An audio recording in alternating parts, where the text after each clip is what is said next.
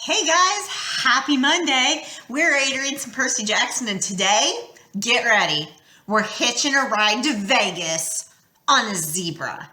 Let's read. Okay. The war god was waiting for us in the diner parking lot. Well, he said, you didn't get yourself killed. You knew it was a trap, I said. Ares gave me a wicked grin. Bet that crippled blacksmith was surprised when he netted a couple stupid kids. You looked good on TV. I shoved his shield at him. You're a jerk. Annabeth and Grover caught their breath. Ares grabbed the shield and spun it in the air like a pizza. It changed form, melting into a bulletproof vest. He then slung it across his back. See that truck over there? He pointed to an 18-wheeler parked across the street from the diner. That's your ride. Takes you straight to LA with one stop in Vegas.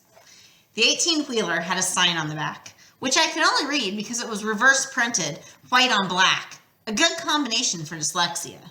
Kindness International. Humane Zoo Transport. Warning. Live wild animals. I said, you're kidding. Ares snapped his fingers. The back door of the truck unlatched. Free ride west, punk. Stop complaining. And here's a little something for doing the job. He slung a blue nylon backpack off his handlebars and tossed it to me. Inside were fresh clothes for all of us, $20 in cash, a pouch full of golden drachmas, and a bag of double-stuffed Oreos. I said, I don't want your lousy. Thank you, Lord Ares, Grover interrupted, giving me his best red alert warning. Thanks a lot. I gritted my teeth. It was probably a deadly insult to refuse something from a guy, but I didn't want anything that Ares had touched. Reluctantly, I slung the backpack over my shoulder. I knew my anger was being caused by the war god's presence, but I was still itching to punch him in the face. He reminded me of every bully I'd ever faced. Nancy Bobofit, Clarice, Smelly Gabe, sarcastic teachers, every jerk who'd ever called me stupid at school or laughed at me when I got expelled. I looked back at the diner, which only had a couple of customers now. The waitress who'd served us dinner was watching nervously out the window, like she was afraid Ares might hurt us. She dragged the fry cook out from the back to see. She said something to him. He nodded, held up a little disposable camera, and snapped a picture of us. Great, I thought. We'll make the paper again tomorrow. I imagined the headline, 12-year-old outlaw beats up defenseless biker. You owe me one more thing, I told Ares, trying to keep my voice level. You promised me information about my mom. Sure you can handle the news? Kick-started his motorcycle. She's not dead. The ground seemed to spin beneath me. What do you mean? I mean, she was taken away from the Minotaur before she could die. Turned into a shower of gold, right? That's metamorphosis, not death. She's being kept. Kept? Why? You need to study war, punk. Hostages. You take somebody to control somebody else. Nobody's controlling me. Ha ha! Oh yeah? See you around, kid. I balled up my fist. Pretty smug, Lord Ares, for a guy who runs from Cupid statues. Behind his sunglasses, fire glowed. I felt a hot wind in my hair. We'll meet again, Percy Jackson. Next time you're in a fight, watch your back. He revved his Harley and roared off down Delancey Street. Annabeth said, that was not smart, Percy. I don't care. You don't want a god as your enemy, especially not that one. Hey guys, Grover said. I hate to interrupt, but... He pointed towards the diner. At the register, the last two customers were paying their check. Two men in identical black coveralls with a white logo on their backs that matched the one on the Kindness International truck. If we're taking the Zoo Express, Grover said, we need to hurry. I didn't like it, but we had no better option. Besides, I'd seen enough of Denver. We ran across the street and climbed in the back of the big rig, closing the doors behind us. The first thing that hit me was the smell. It was like the world's largest pan of kitty litter.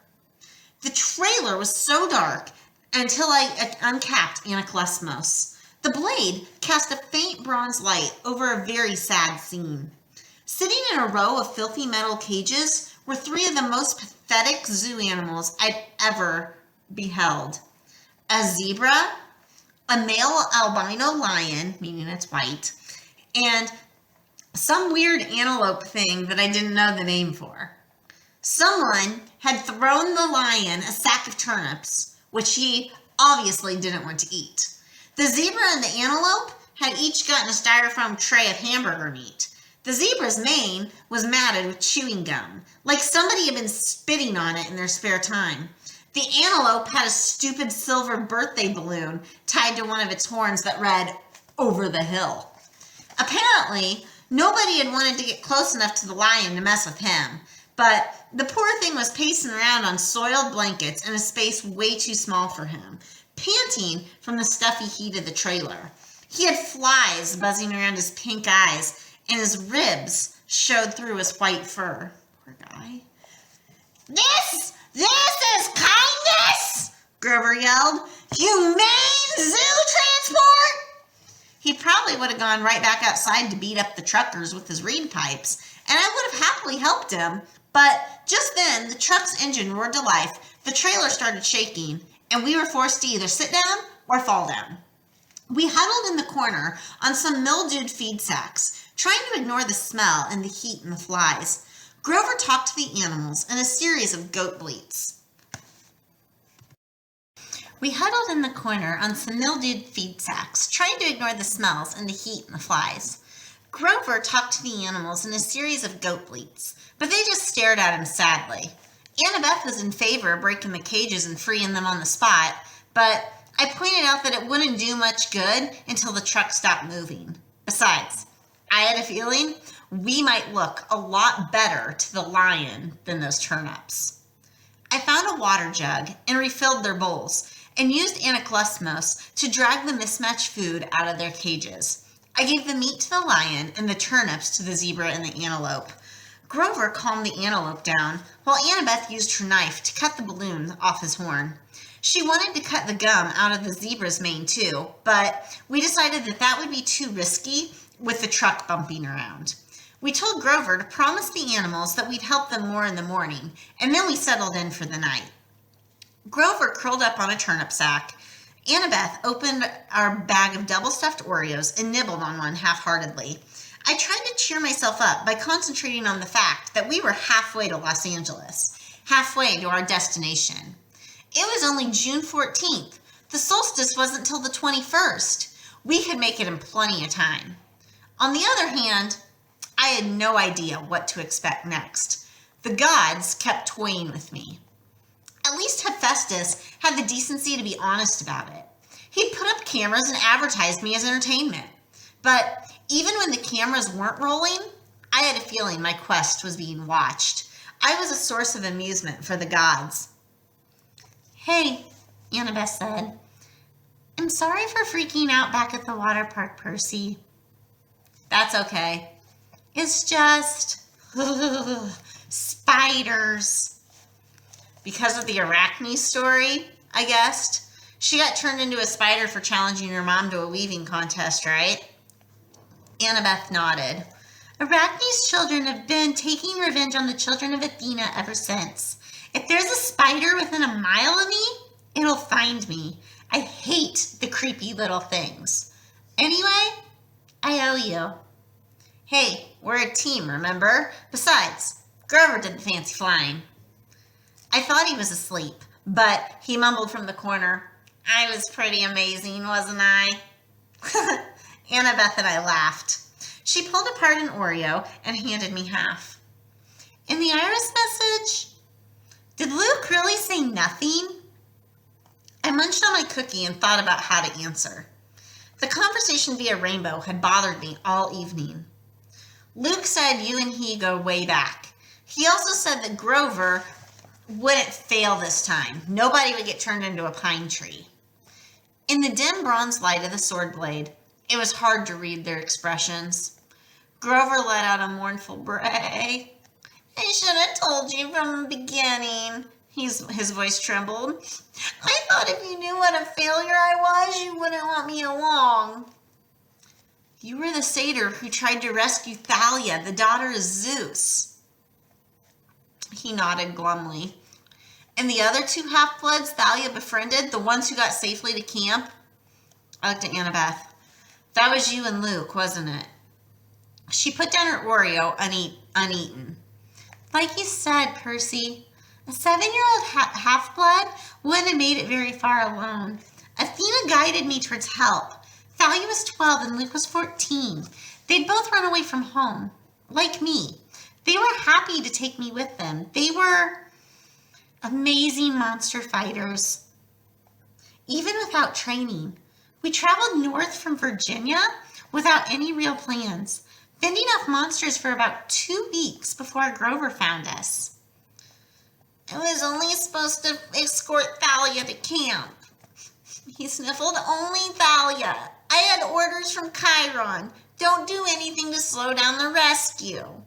We knew Hades was after her, you see, but I couldn't just leave Luke and Annabeth by themselves. I thought I could lead all 3 of them to safety. It was my fault the kindly ones caught up with us. I froze. I got scared on the way back and took some wrong turns. If I'd been just a little quicker. Stop it, Annabeth said. No one blames you. Thalia didn't blame you either. She sacrificed herself to save us, he said miserably. Her death was my fault. The Council of Cloven Elders said so. Because you wouldn't leave the 2 other half-bloods behind? That's not fair. Percy's right, Annabeth said. I wouldn't be here today if it weren't for you, Grover. Neither would Luke. We don't care what the council says. Grover kept sniffling in the dark. It's just my luck. I'm the lamest satyr ever, and I find the 2 most powerful half-bloods of the century, Thalia and Percy. You're not lame, Annabeth insisted. You've got more courage than any satyr I've ever met. Name one other who would dare go to the underworld. I bet Percy's really glad you're here right now. She kicked me in the shin. Yeah, I said, which I would have done even without the kick in the shin. It's not luck that you found Thalia and me, Grover. You've got the biggest heart of any satyr ever. You're a natural searcher. That's why you'll be the one who finds Pan. I heard a deep, satisfied sigh. I waited for Grover to say something, but his breathing only got heavier. When the sound turned to snoring, I realized he'd fallen asleep. How does he do that? I marveled. I don't know, Annabeth said, but that was a really nice thing you said to him. I meant it. We rode in silence for a few miles, bumping around on the feed sacks. The zebra munched on a turnip.